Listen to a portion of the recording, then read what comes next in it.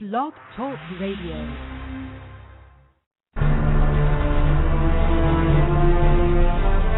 There is a mystery lurking the forested areas of the world. Many have seen something, but what is it? Are they seeing known animals? They claim they walk upright, like a human. There are so many eyewitnesses. Can they all be wrong? Is someone just playing a trick on people?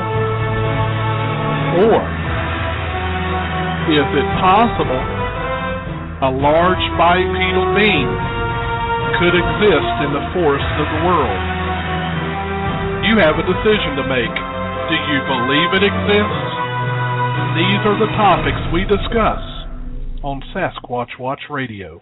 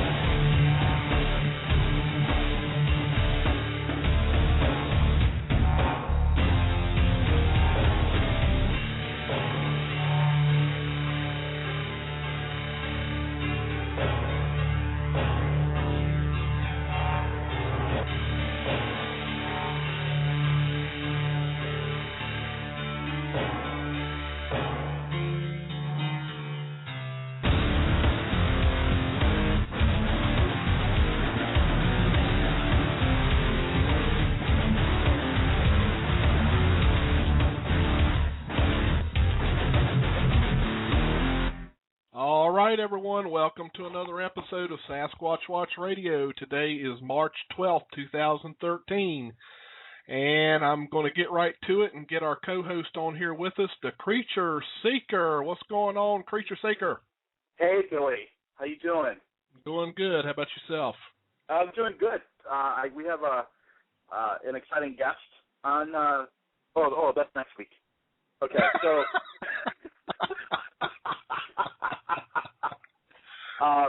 So our guest tonight, I guess, I will admit, is a guest tonight, despite my protest. Thanks, Billy. But I thought I'd, explain just a little background here, why I have certain feelings the way I do. 2009, we were at Bob Gimlin's birthday party, and Billy, you were there. Right? Yes. So I had paid for some VIP seats at this event. So I was really happy to go out to Washington, and I was all excited. So I get to this event, having a great time. I get up, I leave my seat to go. I think it was to get a drink or something. I come back, and there is this guy sitting in my seat. Not only is he, it wasn't just one guy, Billy. It was like his whole family. They were like gypsies. They took over the whole row. All right? So I'm like, what the heck is going on? So I said, excuse me, you're sitting in my seat. So the guy looks at me. He's like, yeah, so? I go, you son of a biscuit. Those weren't my exact words, by the way. But so then, as you know, I came. I said, yeah, it's Billy. There's someone sitting in my seat. And you look, and it's a guy by the name of Ron Morehead. Right, so ever since then, I have not forgotten how he stole my chair at the Yakima event, and every time I see him, I can't help but ask him about whose chair he's sitting in now. So, I try to hate the guy, but you can't because he's so likable. And over the years, I've seen him at different events and stuff like that, and he's just a very likable guy, and so we've actually gotten to be, good friends. So he's actually one of our speakers at the Creature Weekend event. His presentation is Friday night at the dinner event, and I'm told it's going to be a great presentation. So, much like a case of, trench foot, it's not something you plan really, but you just kind of like, all right, you got to deal with it. So I'd like to introduce Ron Morehead to the show. I hung up a while ago. He's not going to let that seat thing go, are you, Bruce?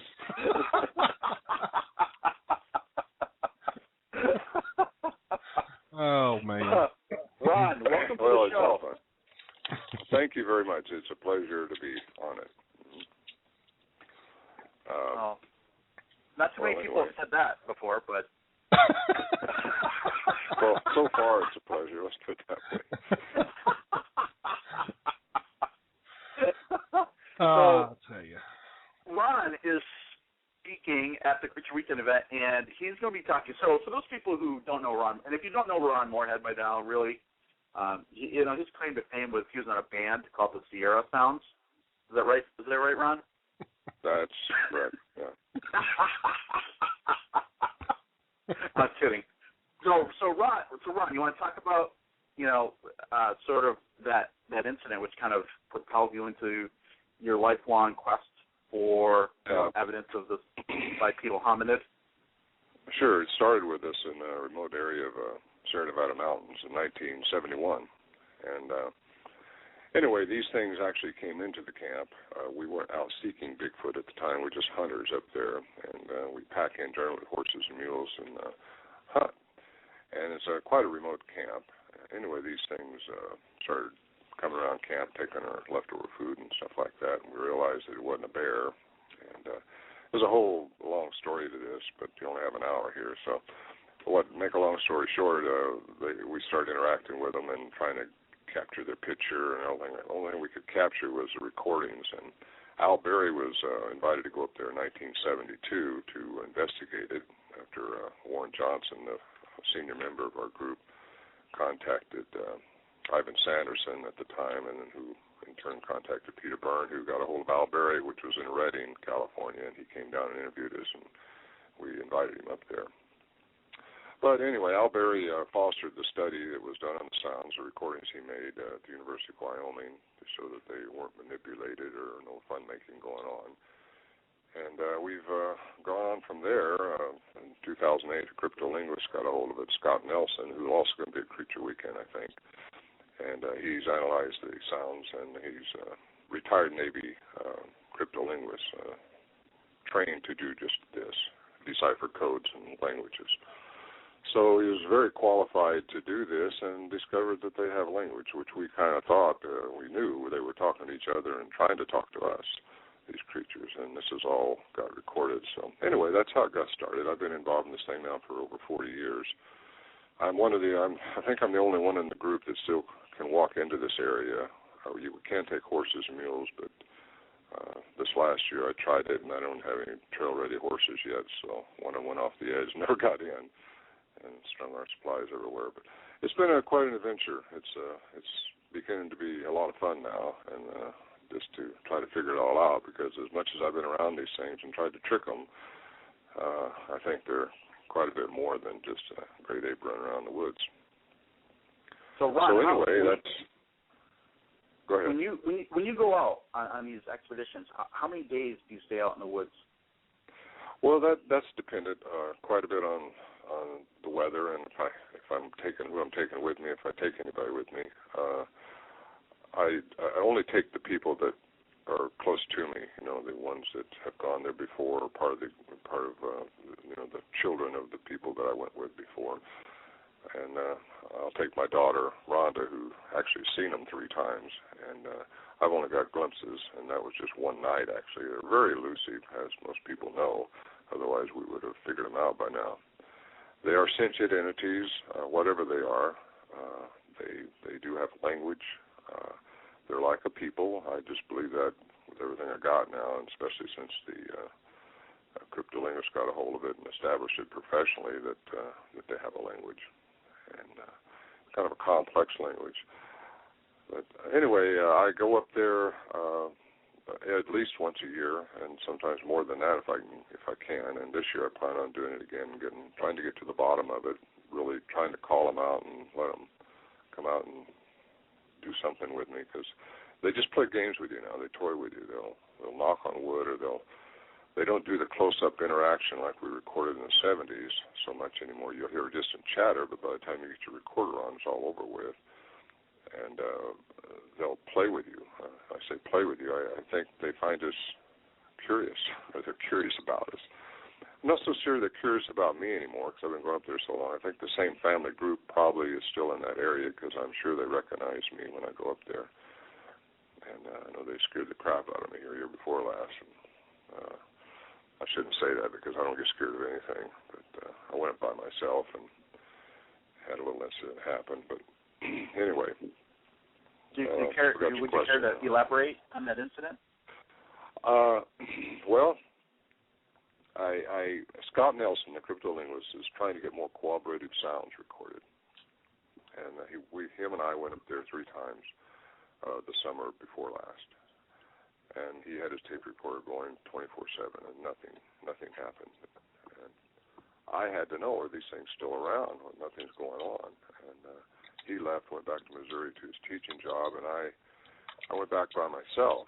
And I thought I had someone going with me, one of the guy's sons who wanted to go up there. But he backed out at the last minute, so I had to go. I just went on by myself, which is kind of a no-no, because it isn't the creatures that create the danger. It's just the country itself is pretty rugged. You can get hurt up there, or something happen, and there's no cell phone service. There's nobody to help you, and you can just get in a lot of trouble.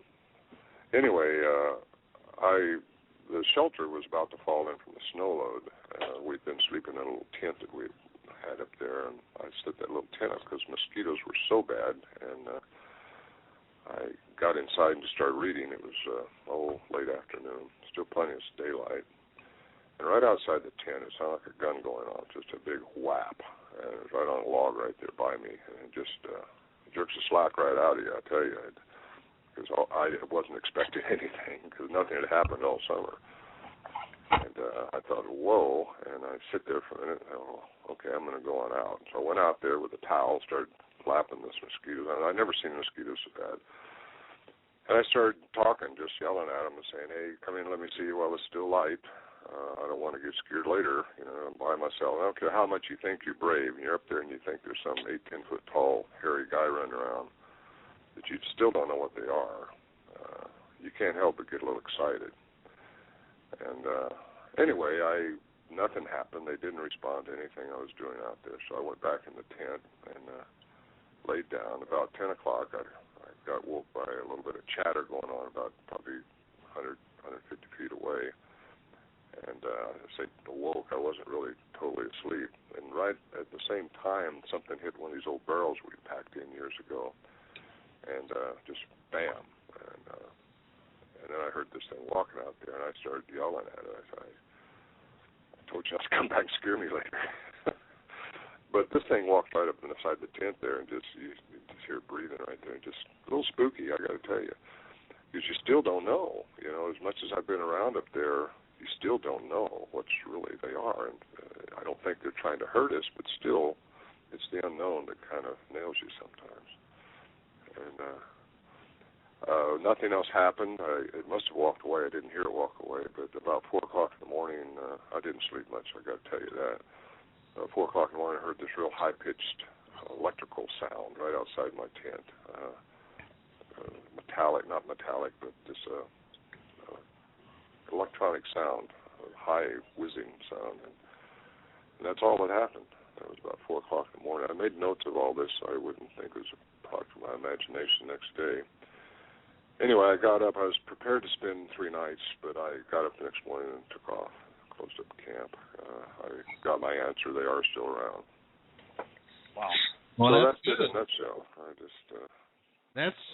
That's actually good news. Ron, Carla Daniel has a question that she wanted to know, what type of recording devices did you all use back in the 70s, and what are you using now? Cassette. We used cassette recorders. Everything. That's all you could get then. And a portable cassette worked off batteries. Now I've got an H2 Zoom in as of November, and they are really great. Yes, they are. It's a fantastic little recorder. It's lightweight, you can get 360-degree sound out of it, and you can get the lithium batteries, which last a long time. Yep. And anyway, it's what I use now. But again, I'm not really into trying to go up there and trick them and get recordings like Scott was. I shouldn't say trick them. He's just trying to get some cooperative sounds. Mm-hmm. But I just want to be exposed to them and know what's really going on with them, what they're all about. Because they seem to have some enigmas associated with them that just can't be explained by classical science, and it kind of bothers us because we can't explain some of the things that's happened up there. Mm-hmm. Yeah. Now, Ron, a lot of people can identify with that. You'd mentioned Rhonda. I just want to say that your daughter Rhonda is a sweetheart. She's really funny. I like hanging out with her. She's very attractive, and she's obviously adopted. So. That's right. So all my kids are pretty. I got 3 daughters and 1 son, and they're all good-looking kids. I'm very proud of them all. But she's been my sidekick going up in the mountains, and she's been right there with me, and she's a good daughter. Well, they're all good kids, but I mean, Anyway, go ahead. Keep complimenting me on my daughter. Did your kids make fun of you growing up when you're into this Bigfoot thing? It's like, oh, Dad's chasing Bigfoot, or were they really into it? No, they never did that. They never made fun. They've heard the sounds when they were little, and my one daughter has never been up there, the oldest one. She's she calls him the hairy monkey man. She don't have nothing to do with him because it's scary. The sounds are scary. The aggressiveness of those first sounds that we recorded up there in the 71, 72 time would just, they scare you. I mean, they're chest beating. They're just sound like a big gorilla, teeth popping, and just the enigmas are just. So she won't go up there. But Rhonda, now on the other hand, she'd go up there, and again, she had one just display himself to her right there, about 70 feet from our stove one time, just at dusk, and she claimed Ron, he was. Ron, what do you mean displayed himself? Well, he was standing there like he wanted her to see him. She got up. We both had our back to the stove where we had hiked in. We didn't have horses, and we just got through eating our meal and facing the little stove we had there that we packed in and assembled, and years before. But this was 1995, I think it was, and she got up to get a paper towel or something to wipe her plate out with, and turned around. This thing was just standing there, and they don't just stand there and let you see them. I mean, these things are so elusive. I think it was intentional, and so she couldn't speak. She was just pointing and shaking, and I thought, well, what? By the time I got up, said, what's going on? She still couldn't talk, but she was pointing over there, and I turned around. It was gone. And I didn't go over there at the time because I didn't want to disturb anything for the next morning because it was just about to get dark. And but I stood where it was, and she stood, and she told me about how much higher it was than me, and it was a little over 7 foot, I think she said. And she said it looked like just a big, tall, black basketball player, except it had broad shoulders. And she said when it turned, it didn't turn its neck. It just turned its whole body and walked out into the woods there behind the tree it was standing by. And she's pretty fearless too, Ron. I've been out, at events with her, and I'm convinced that if she saw something, she'd like drag it out by the ear. Well, she don't like to tell people she's seen them 3 times because that discredits her in a way. Because some people don't get, it's like you're getting hit by lightning 3 times in your life. It don't happen. Yeah. But she's telling people the way it is, and she's a very honest girl. And well, speaking of discrediting, so Ron, you make some pretty outrageous claims yourself. In your bio, you claim to have seen Bigfoot and Elvis at the same party. I didn't say the same party. I'm the only one that I know of. Now I'm sure there's other people. I've seen Elvis alive, and I've seen Bigfoot. So there. Who else can claim they've seen Elvis and Bigfoot both alive? Actually, my ex-son-in-law told me that here just recently, and I thought, that's kind of funny. A lot of people say, well, I've seen Elvis or something. And then you claim to have taught Neil Armstrong and Michael Jackson the moonwalk. Is that true? I just had a thought. Rhonda, my daughter, seen Elvis and Bigfoot live. I took her with you, just a little girl to see Elvis. Goodness. Hey, Brian Jeffries wanted to ask. He wanted me to ask Ron if you use an external mic at all on your recorder. Yes, definitely. Yes. Well, not on this Zoom. I don't. You don't have to. It's so good. Yeah. But the cassette recorders we used back in those days had remote mics outside the shelter, and Al Berry, if you play that sound I sent you earlier, he recorded that sound from about 40 feet up from the shelter with the remote mic. Now, we didn't have wireless at the time. It was all wired. But that's how he got those really good, clear sounds that night. And, so the answer is yes, we use remote mics. But on the Zoom, I'm not up there trying to trick them anymore. If they start talking to me, I'll turn the recorder on. But otherwise, I'm just going to try to find out more about them and learn what I can. Because there's some interesting things about these things that I'd like answers to. Right.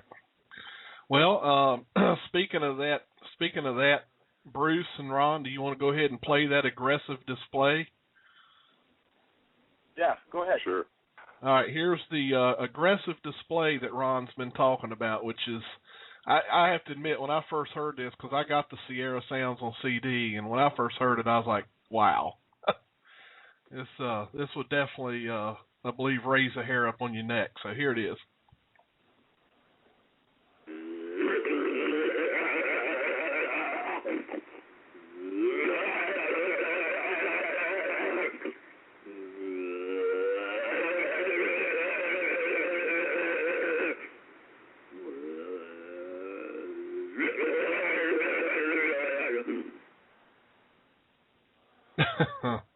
Wow. So that sounded like Ron. Where was the aggressive display that you're talking about? He's not going to give it up, are you, Bruce?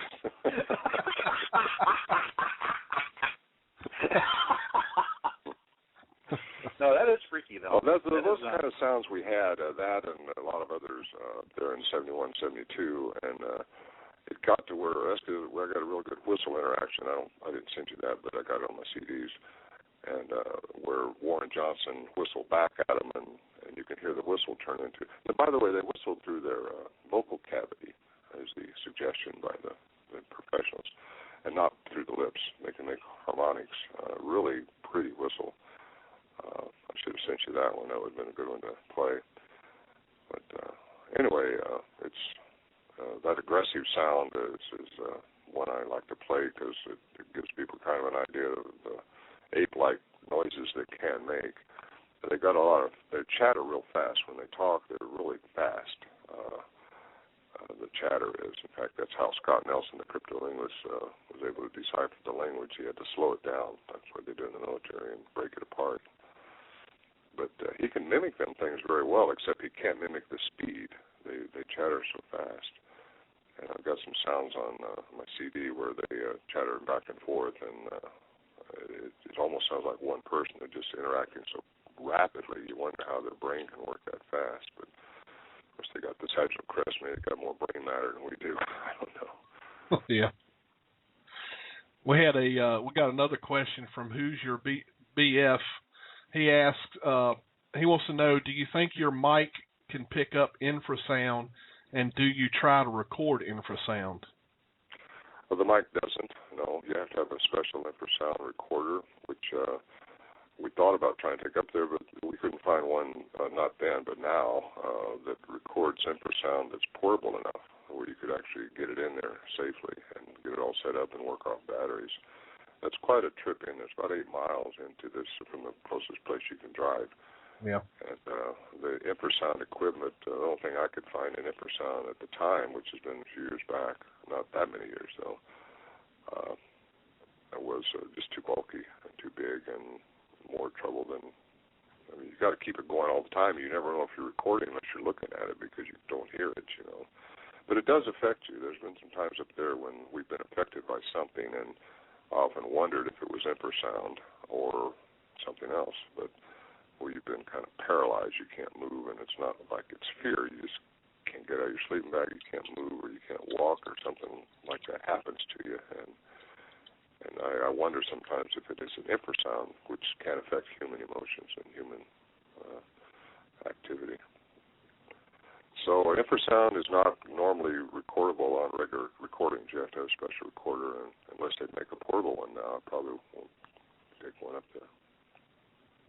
Yeah, Carla Daniel was wanting to know, do you think there is a connection between Sasquatch and infrasound?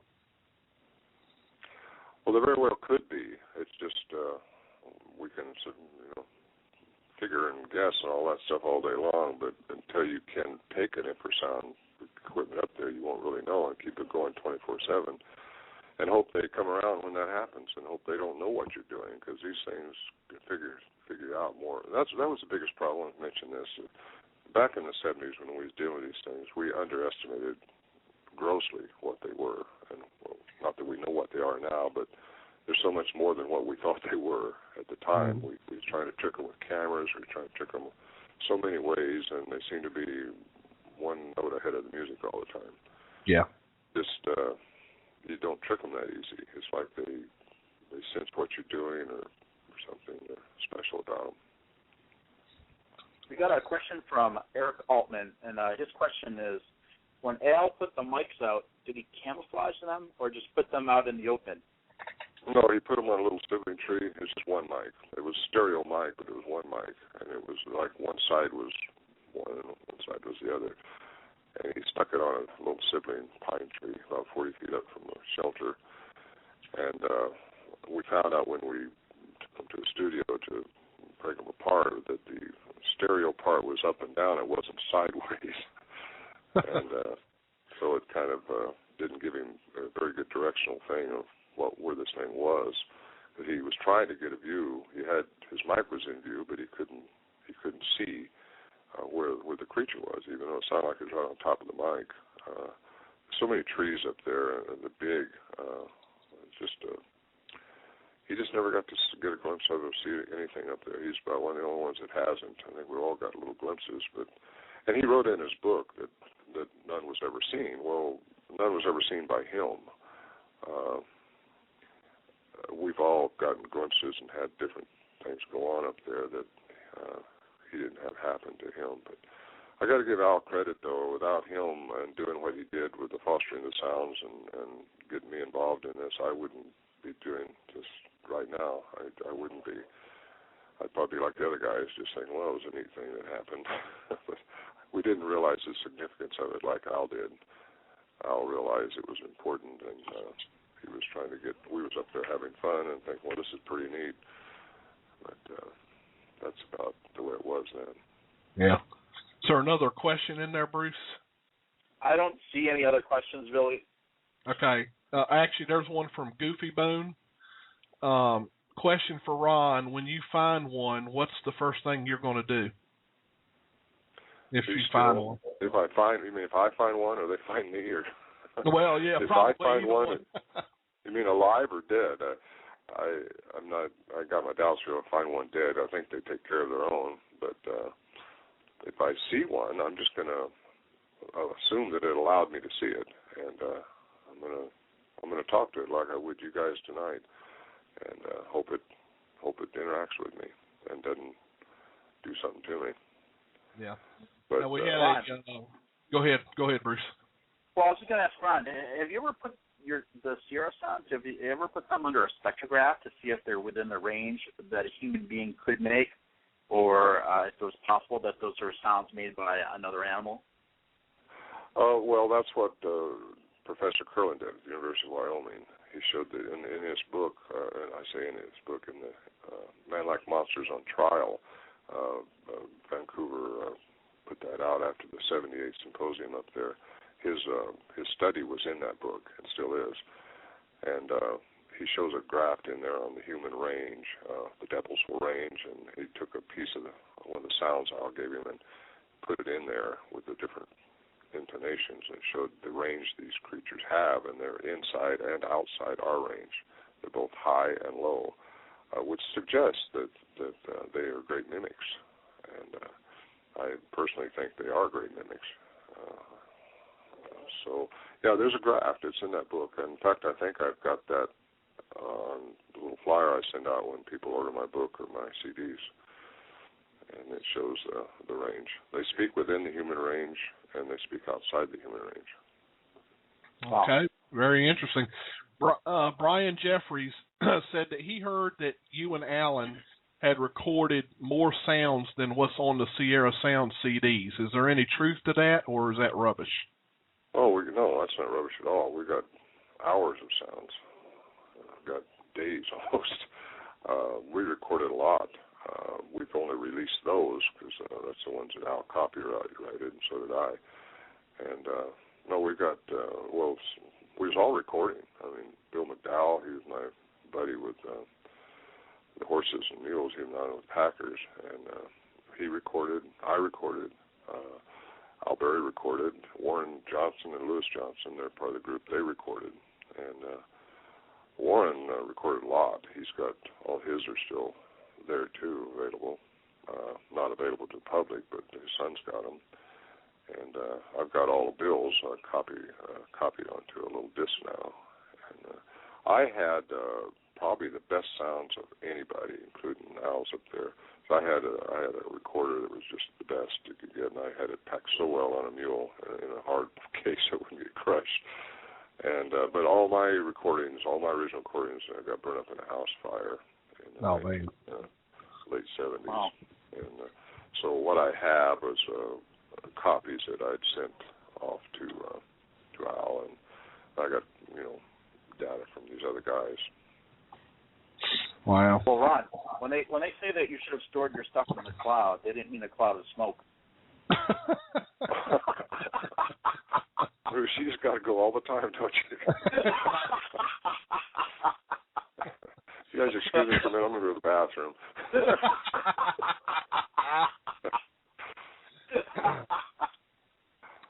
I think I say the only smoke we had up there was from the campfire. Al Berry did smoke. He stopped years later, but he's the only one in the group that actually, if you're talking about smoking, I don't know what you're talking about, Bruce. Maybe he's having fun again, but we didn't drink or smoke or anything like that up there. And but it was a sober camp. All the guys were sober guys. All the activities there were up above board, as far as hunting legally and all that stuff. But we started going up there more often during these years when they were coming around and hoping they would interact with us. Can you tell us a little bit about, because I know you did work with Al Berry, and unfortunately he passed away a couple of years back. And can you tell us what it was like, like how you met him and what it was like to, his passion for doing this with you?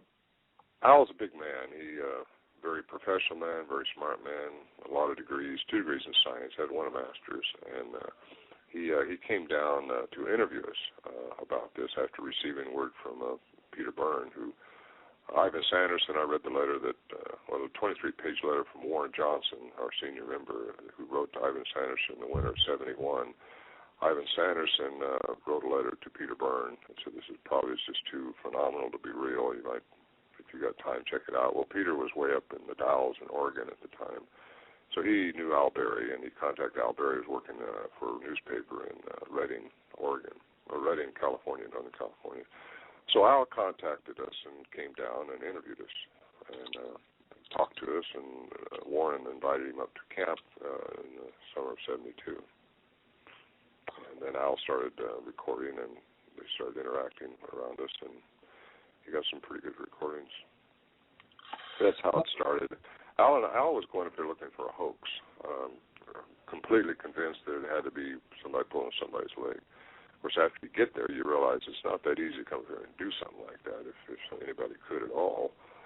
And they're never leaving any sign of anything as far as...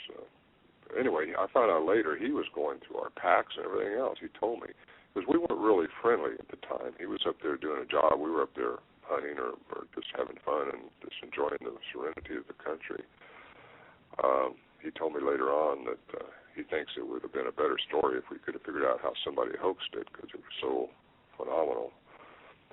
for these things to actually interact with man has never been heard of. Of course, again, we didn't know that at the time. We thought, well, this is neat. I wonder who else had it too. But Al Berry and I became very good friends, and we started going out and talking. And got invited to talk at places and do things like that. So we spent a lot of time around the campfire together too, at different places and exploring and what have you, trying to figure this thing out. And we wrote a lot of letters to professionals, to universities, all over, trying to get help with this. But nobody that has a tenure at all, scientifically, if you know what I mean, wants to touch it, they might lose their funding. And that goes on today even. If you associate with a Bigfoot, it's like trying to ride the Loch Ness Monster.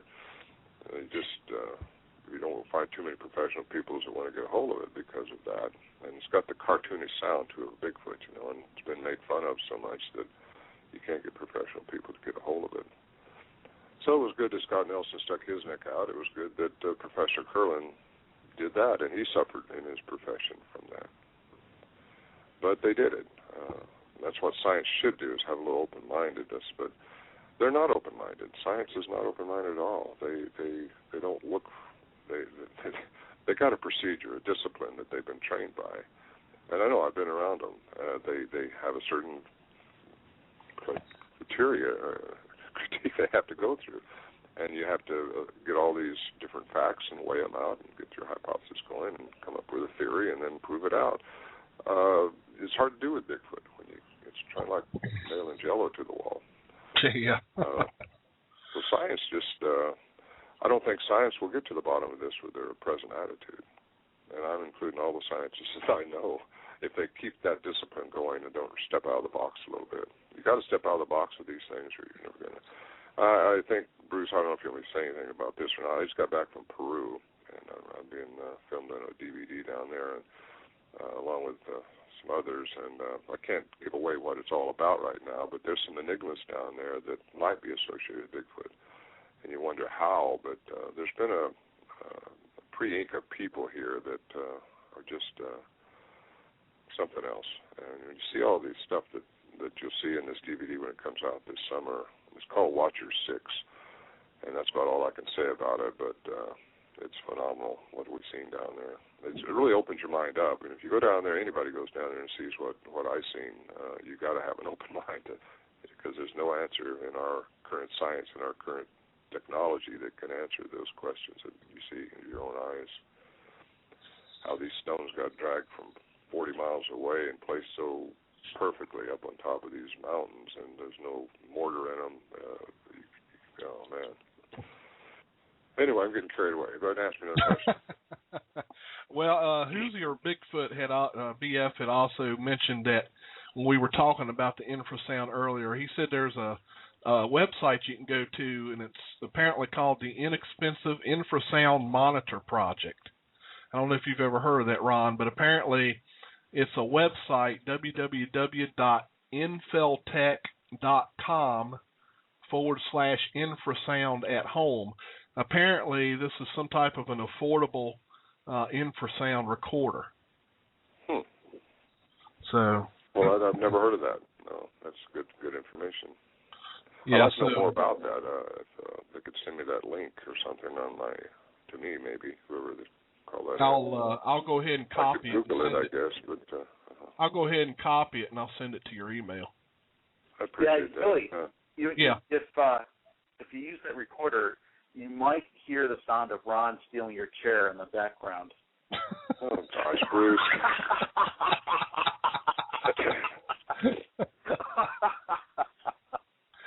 Oh, man.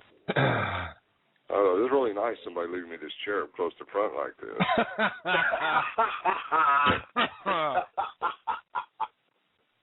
Well, I was speaking at that event, if you remember. I should have had a close-up seat.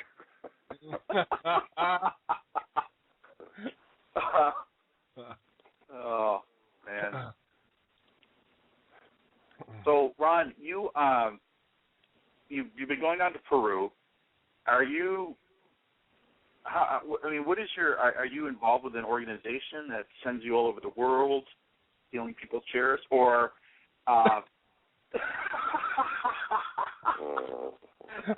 Or is this I am something... not involved with any organization. I fund myself, and I've been very fortunate in business, and I've got the means to do these things.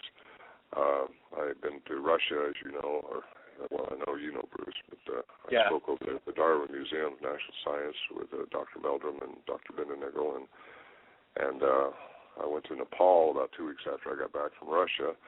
I went to Peru because I was invited down there, and because of my, I'll be interviewed on this next DVD that comes out with that Watcher 6, I think it is, and because of my involvement with Bigfoot, and because of the possible, I don't like to say this word, but possible paranoia, I don't like to say that, paranormal activity that goes on in so many reports. I don't like to use the word paranormal. I think it's just something we don't understand.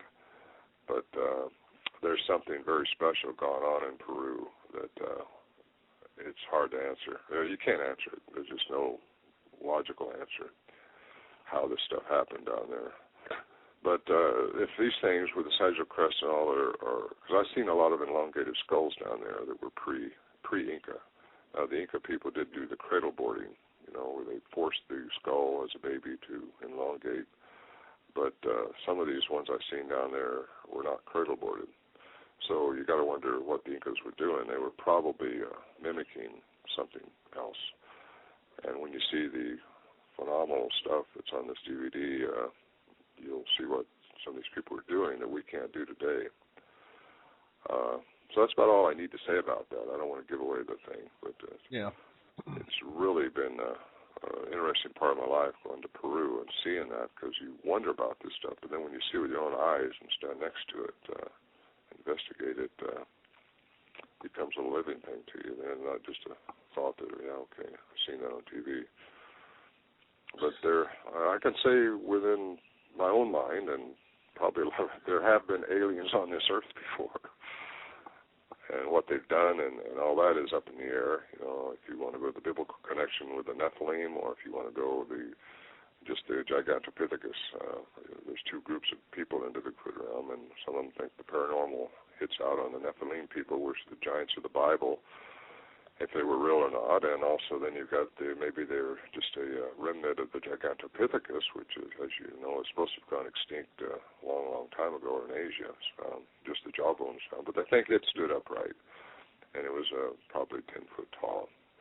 So if that is true, if they are a remnant of that, they didn't go extinct.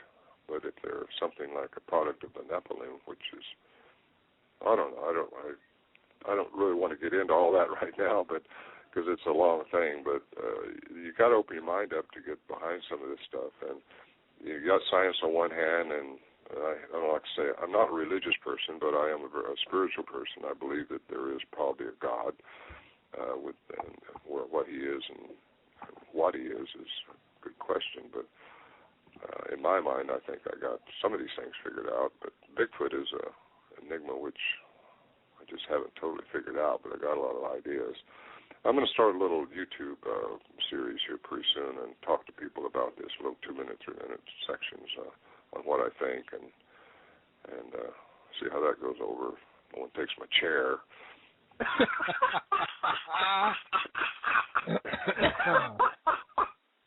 Wow, man. All right, so do y'all want to play the whoop interaction? Oh yeah, I forgot about those. All right, here's the whoop interaction. Let me preface this a little bit.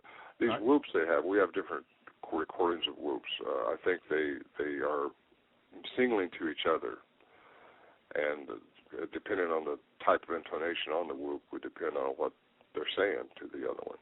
That's my opinion, because we've got several different types of whoops. You'll just hear one here, I think. Go ahead and play that. And this I recorded in 1974, and this was just before I started actually vocally interacting with them, and just before.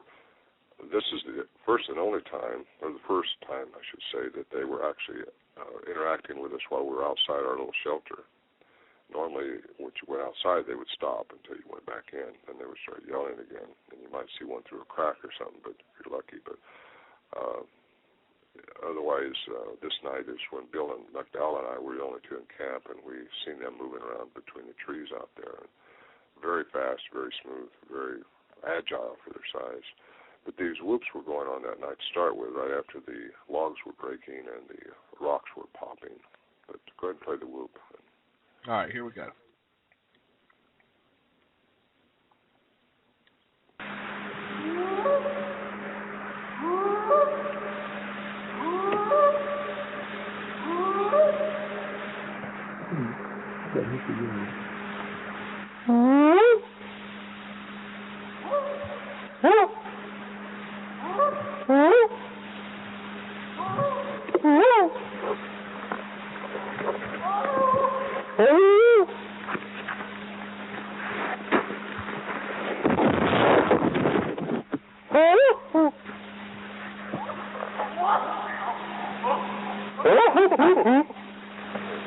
I'm trying to imitate him.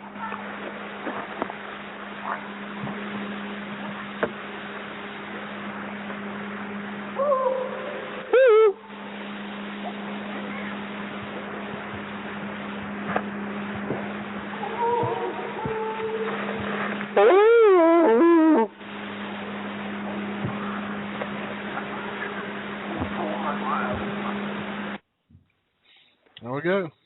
I didn't know I sent you the long version. I thought I just sent you the whoops. But that's when I started whooping back at him. That was me, the louder one there. And they started interacting with me that night. And the last sound, I think I just sent you 3. The last one will be where I think they were actually asking me something. I don't have no idea what it was. That's one thing Scott Nelson hasn't figured out is exactly what they were saying, because he says until you can get one to sit down with you and say and point to a tree and say ooga or something like that, you don't know that that's what is meant. You know, right. That means tree is an ooga. You got to have them actually interact with you more to know what they're really saying. You can pick out some of their names and some of the things they say, but not the whole sentence. Now, anyway, coincidentally, go ahead, Ron. Huh? Go ahead, Ron. What'd you say? No, I was going to say coincidentally, Scott Nelson is going to be at Creature Weekend, and he'll be giving a presentation on, his work, sort of trying to decipher, these vocalizations. Mm-hmm. Yes, he will. He talks about my tapes and Alberry's tapes and the studies done, the language. And by the way, this man has been vetted. He's very qualified. Some people wonder that I've got some letters from people that are way up there in cryptolinguists and all. Just a 2-time graduate of the school. I've got his credentials on my website, but he's very qualified to do just what was done. And I didn't even know a guy like that existed, really. But, he will be speaking at Creature Weekend as one of your speakers, Yeah. And it's good to and see him. he has a lot of credentials. I mean, he is pretty qualified. He's qualified. Yeah, 20 years doing this stuff, and you have to learn a language on the spot. I mean, not learn a language, but figure a language out, I guess it is. The qualifications and what it takes to be one and what he is pretty strategic. I'm not saying the right word, but it takes a lot to do what he does. And I think he's underestimated because you've got some scientists that still can't buy the fact that these things have a language. They still want to think they're an ape out there in the woods. And I just heard a review from a scientist the other day and starts laughing. Yeah, some people think they can talk. They've got a language. Well, that's not open-mindedness. That's just flat. I don't even want to call it that, but it's not good that they don't have an open mind to this. Anyway, I'm rattling on again. Well, let me go ahead and pull. We got a caller on the line. We got Henry May on the line. How you doing? Yeah. Oh, doing good, guys. Hello, Henry. Hey, Ron. Wanted to ask you a couple of questions. First of all, has anybody ever told you that they've been in areas where they've heard very similar vocalizations to the Sierra sounds? Yes, more than once. Yeah, several. In fact, there's a guy in Ohio, Mansell, who recorded some sounds that I thought he plagiarized from from our sounds until I went through the sound forge and all the sounds that I'd released, and they weren't plagiarized. They were actually recorded by him in Ohio. And I had another man in Canada write me, and he said, I didn't hear something close to yours. I heard something just exactly like what you got recorded. So other people are hearing them, but not that many people walk around with a tape recorder. Mm-hmm. And all they can do is say, hey, it sounds like that. So I've had a lot of reports similar to that. Other than Mansell in Ohio is the only one that actually was out trying to record. They went to a hotspot and had some activity. And it was incredible. He don't have very much, but what he has is very similar to what some of the sound bites I have. Yeah, I've heard sounds. I was in North Carolina on an investigation a few years ago. I heard sounds very similar to the Sierra sounds. So, yeah. And my second question is regarding Sierra, the Bigfoot Recordings Volume 1, referring to what I think Alan Berry mentioned about a creature that was or a creature that had been seen back in the 70s and would have been in the mid 90s, about 20-something years old at that time. Have y'all noticed that? I noticed you said something about it's possibly the same family group up there. Do you think there's a possibility that there's that it's the same family? Yes, I do. Absolutely do. We've seen tracks up there in the snow, 18-inch tracks with some little 9-inch tracks, and so it suggested a mother and a child. And we've also the one Rhonda seen. That's the one, I think, in Volume 1 of my CD, Albert's talking about who was seen at dusk, and that was right after Rhonda had seen this. Mm-hmm. He would have been in his 20s, and that's could have been the one she's seen. Yeah. Mm-hmm. Obviously, the old man is probably passed on by now. Well, that's the assumption, because something happened between 72 and 74 that we don't know what, but they started really being a little more aggressive and better with us, and less aggressive, I should say, more interactive and all that in 74, which I have on Volume 2 of my recordings, which fortunately I copied them, sent them off to Al and to Bill Bose, so I was able to get those back and make the CD with them. And I narrated that with it myself through the encouragement of Al Berry. But it shows their desire to slow their rapid articulation down to something perhaps we could understand. According to Scott Nelson, it's the same vocal mechanism which is used for both 72 and 74 sounds. So that aggressive sound you heard, of course there's a lot more than just that aggressive sound. There's a lot of other sounds, chattering sounds and all, but if you hear how fast they chatter and then you listen to the 74 sounds on my second CD,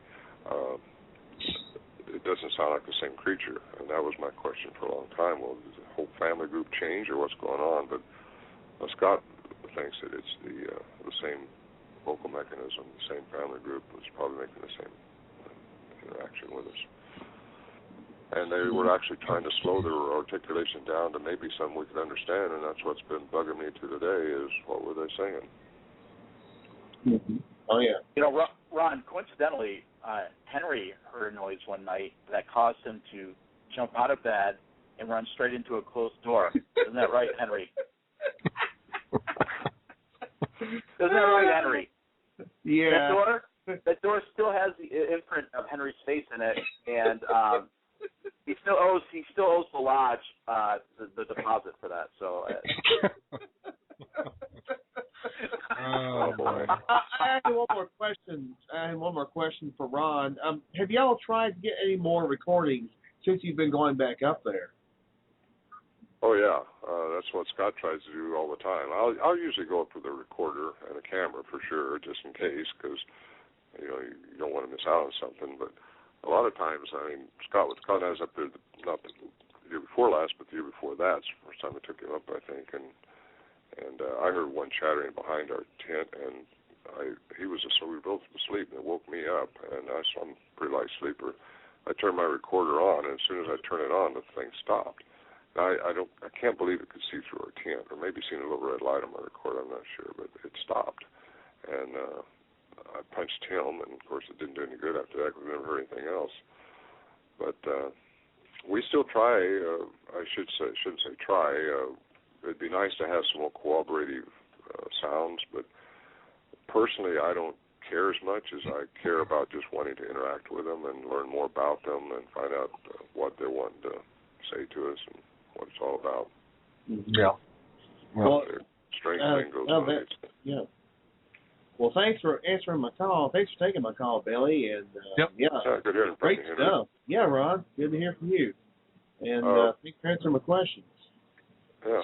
Before it gets too late, you might want to play that last soundbite I sent you. It's where I think they were asking me a question. Yep. And it's called Apollo, I think it is, something like that. All right, I'll go ahead and play. Well, before I play it real quick, who was the person in Ohio you said had the same sound recordings? Manzel, M-A-N-Z-E-L, I think is his name. He's got he's on, some of your listeners will know this. It just skips my brain right now, but I've got the cooperative on my website, bigfootsounds.com. I think there's a link to the site where you can hear those sounds and you can compare them. And I also present that in my PowerPoint program, which I'll have back there for your Creature Weekend. Perfect. Awesome. Perfect. And Carla Daniel says if she had a recording, is there a place that you know where you can send them to be analyzed? Well, you can always contact Scott, but he's inundated with people doing this.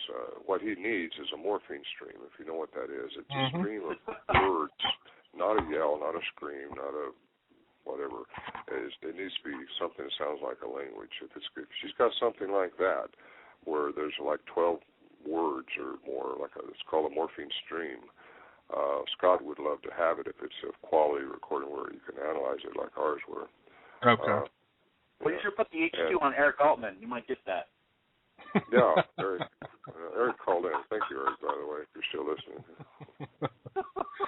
Oh, man. All right, I'll go ahead and play that Apollo question so that we can get that one done. Here it is.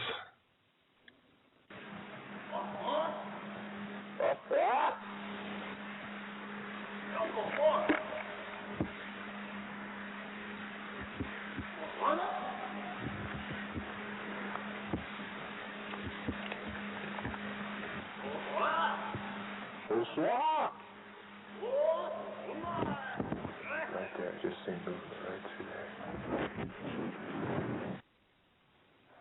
Yeah, that's where I think they're trying to ask me something. I have no idea what. Maybe it's what you eat and good night. I don't know, but they're asking where their chair is. That's the thing. When I told you about what happened to me the year before last up there, that by that tent, we're running out of time, but I think that thing was walking around the tent and hitting that barrel. I think looking for food, which I did not leave out, because they like our food. And, I should have left something out, but I didn't even think about it. I was so wrapped up. Well, I have to admit, it does sound like they're asking a question by the way they end the vocalization. Well, there's several other things happened that night in the same format, but this is after they start out popping rocks and they can just see what you're going to do.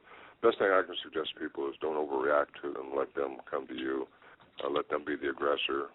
Usually people want to know what to do if they do encounter these things. Don't be aggressive. Just be simple, and maybe you'll get some interaction. Yeah. Well, we got about a minute left, Bruce. The time flies. I know. Well, if being simple is the key to finding Bigfoot, then Eric Altman, who is a simpleton, should be able to find one fairly soon. Yeah, you pick on Eric. He's done left the room, you see. Well, this is focus off me. He's not picked on me anymore anyway.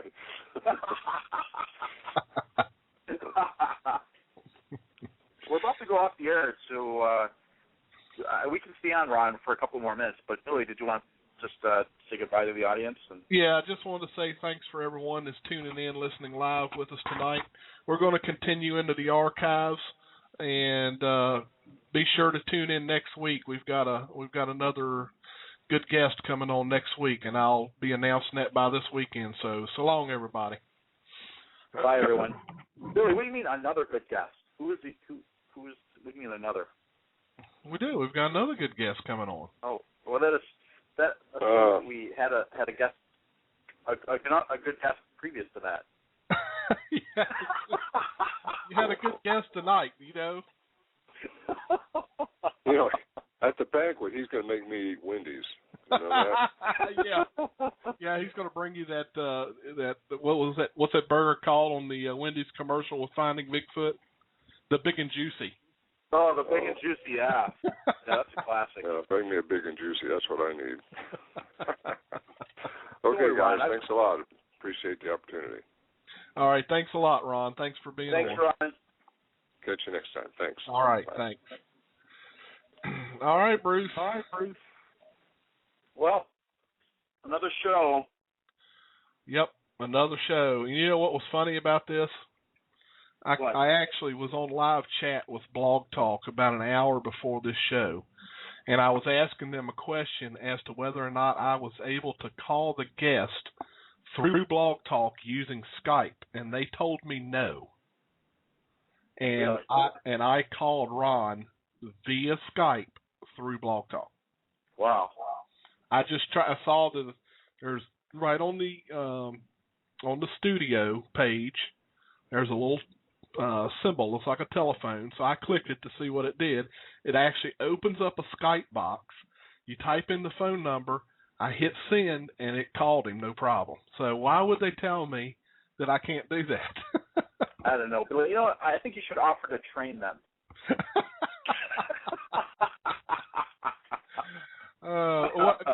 Now watch, I'll get a bill for $250 from Skype.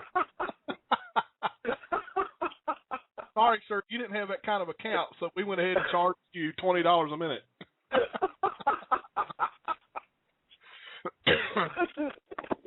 Good thing I don't have a credit card on file. Yeah, Ron. You know, I pick on Ron a lot, but he's actually a really nice guy, and so I'm pretty excited that he's going to be speaking at the Creature Weekend conference, and his daughter's actually going to be there as well. So that'll be really cool to see that again. That's very cool. Well, I'm looking forward to it.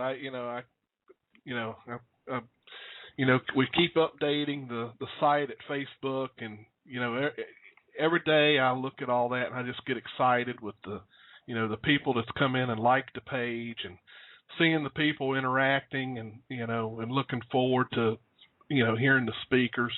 I think it just further gets me excited thinking about it. So it'll be here before we know it. Yeah, it's only a little bit more than 6 weeks away. Yeah, it's going to be it's coming right up on us. And speaking of events that are coming up on us, I just want to, before we sign off, just to remind folks that we have coming up the Bigfoot, UFOs, and Paranormal event at the Crossroads Branch Library. That's going to be in Cambridge, Ohio on April 6th. Is that right, Billy? That sounds right, yes. Yeah, at 10 a.m. And they're going to have different speakers on Bigfoot and UFOs, and that's a free event, I'm told. So that should be really interesting. It is. And then, of course, April 26th, 27th, and 28th, that'll be the 2013 Chautauqua Lake Bigfoot Expo. Yes. And then, of course, last but certainly not least, will be the Creature Weekend event on May 3rd, 4th, and 5th, and it's going to be a good one. Creature Weekend. So, looking forward to it. That's going to be a really fun event, and I think people are going to experience a lot of different things that they probably have not experienced at other conferences. I think so. There's a couple surprises in store, and it's just going to be just a really fun event. It's always educational, and there's going to be actually a lot of people that you and I know from the community who are going to be there. So that's right. There's no greater compliment than when your peers and colleagues come to your event to support it. Right. Yeah, I mean, and that's the good thing about Creature Weekend. We get to meet folks that we may only meet once a year, You know, because all the other conferences are like, and then the Creature Weekend is like his big party. Yeah, we always have a lot of good laughs. We're still laughing from last year's event. My ribs killing me after that weekend, just because we just, you know, we're just busting each other's chops, kind of like on a radio show. But it's the one time of the year we all are able to get together and see each other. So that's another reason I'm looking forward to it. Yeah, that's for sure. All right, well, Bruce, thank you again for helping out with the show, and we'll do it again next week. Well, thanks for having me, Billy, and I'll see you next week. All right, see you later. All right, good night, everyone. Good night.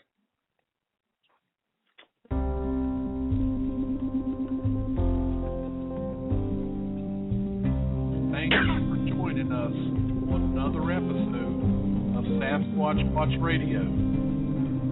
Remember to join us again next Tuesday night at 9 p.m. Eastern. We appreciate every one of our listeners. Thank you so much for being here.